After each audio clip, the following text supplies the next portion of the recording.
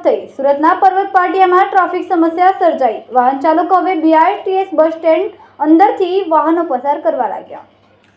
સુરતના ટ્રાફિકના સમસ્યાને લઈને હવે તો હદ થઈ. સુરતના પર્વત પાટિયામાં ટ્રાફિક સમસ્યા સર્જાઈ. વાહન ચાલકો હવે BRTS બસ સ્ટેન્ડની અંદરથી વાહનો પસાર કરવા લાગ્યા.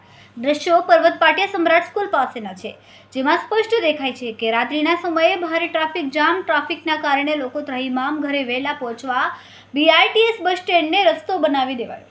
બસ સ્ટેન્ડમાંથી વાહનો પસાર કરી રહ્યા છે લોકો. ટ્રાફિક સમસ્યા હલ કરવા પોલીસને અપીલ કરવામાં આવી. વિડીયો સોશિયલ મીડિયામાં વાયરલ થયો હતો.